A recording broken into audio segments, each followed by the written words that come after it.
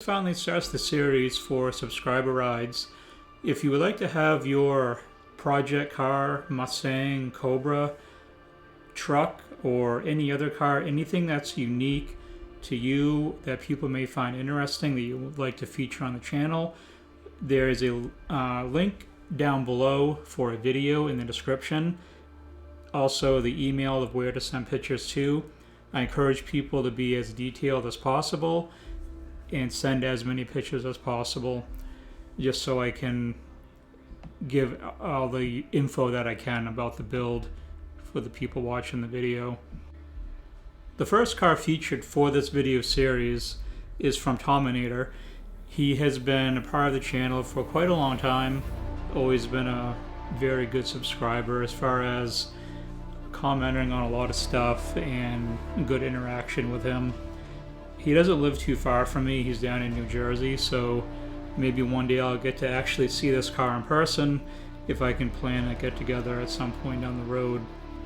But I'm going to go through some pictures that he sent in of the car and do a rundown of everything done to this car and his thoughts of it and his future plans with it.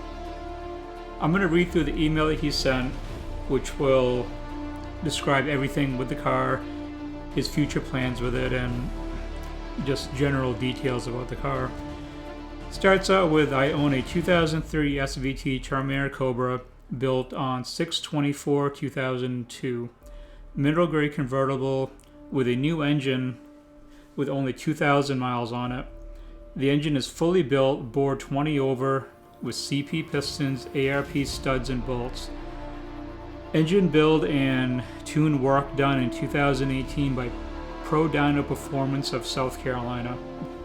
The car features a Whipple 2.3 Gen 2 blower with a 3.5 upper and a 4-pound lower.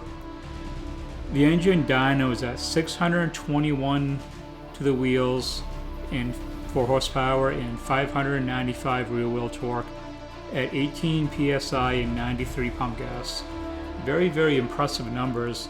I think I've said this in videos before that I think being around the 600 mark is a really, really good number to be at.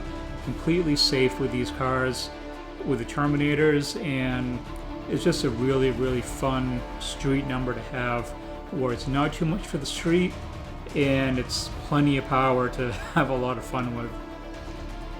He continues the email with, I bought the car from Tennessee in May of 2020. It's in top-notch condition, being garage kept. The paint is pristine. The interior has a 4-point roll cage, Corbo leather seats, which are bucket seats, and a rear seat delete.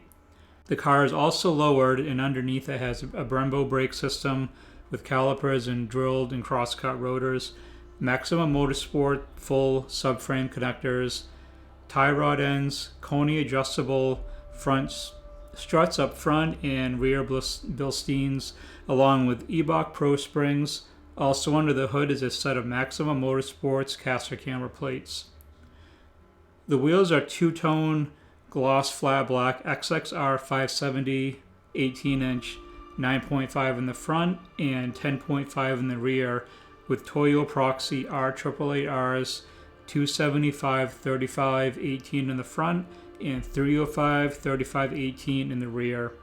The car also has a McLeod RXT clutch that runs into a built T56 6-speed with an MGW short throw shifter, Kooks long tube headers that run into a Bassani X-pipe and 3-inch catless, which are 3-inch catless tubes, into Bassani mufflers and 4-inch Bassani chrome tips.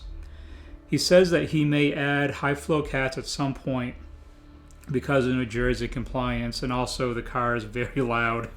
That's a big thing too. A lot of people like to run no cats. I prefer to run cats. My personal opinion, I don't think there's any power difference at all. I like the sound of cats better. Plus, we have inspections in the state. We don't have smog testing, but in my state we do have inspections, and if you don't have catalytic converters, you don't pass inspection.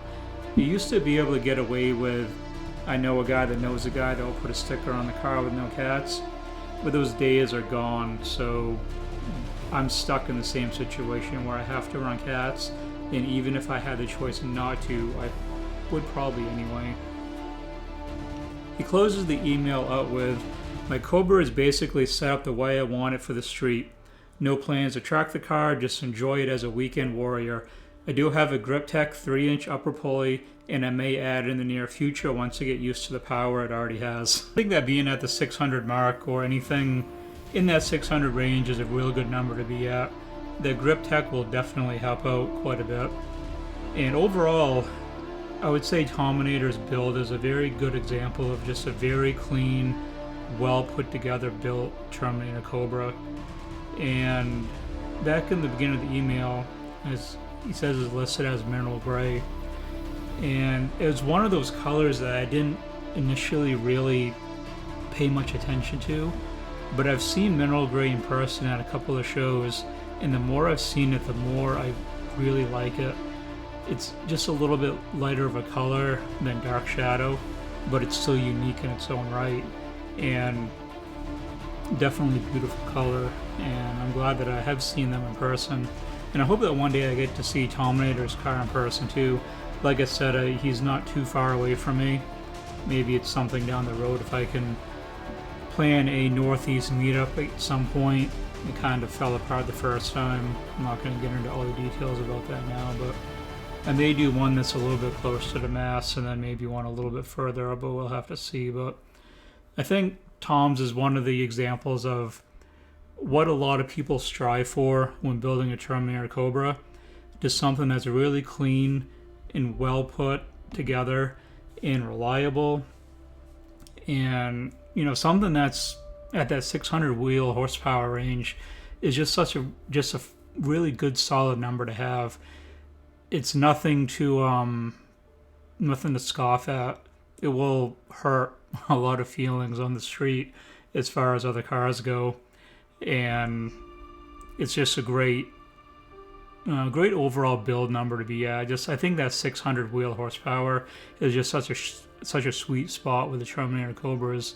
It just makes it a really, really fun build where it's not too much power and it's enough to really put down not only just impressive numbers, but to impress people with it too, that you may take for rides or anything like that. But I'd like to thank Terminator for sending in his pictures and the story about his car and the backstory and all the mods and everything. I do appreciate it quite a bit. Like I said at the opening of the video, anyone that wants to submit their information on a project vehicle, like I said, it doesn't have to be a Cobra, it doesn't have to be a Mustang, it can be anything that's really cool and unique. I have some other emails from other people with some really neat builds, and they're not all Mustangs, but they're really damn cool. So anyone that wants to have their ride submitted, like I said at the beginning, there's a video in the description which talks about how to submit it and the email to send the pictures to. And just like I said before, I don't mean to repeat myself, but try to be as detailed as possible. Tell me as much about the vehicle as you can, the history you know about the car since you've had it, your future plans with the car, all the mods done, how long have you had it for, when did you buy it, anything like that will help just add to the video and be able to put more information out there for people that watch this. And I'm hoping that this will become a bigger series on the channel moving forward. I do have 4 or 5 other submissions to work on to put out over the next couple months or so. But I hope it becomes bigger and more people start sending stuff in. I'm really interested in seeing other people's rides on the channel, what they have for builds, and it helps to bring more diversity, and it just helps the channel overall. I mean, I like to interact with all of you. I like to see what you have for vehicles and projects and any of that stuff. So once again, I'd like to thank Terminator very much for sending in his ride, and I look forward to everyone else doing the same. Feel free to send me an email with all the information on yours. Thanks again, Terminator, and thanks for watching.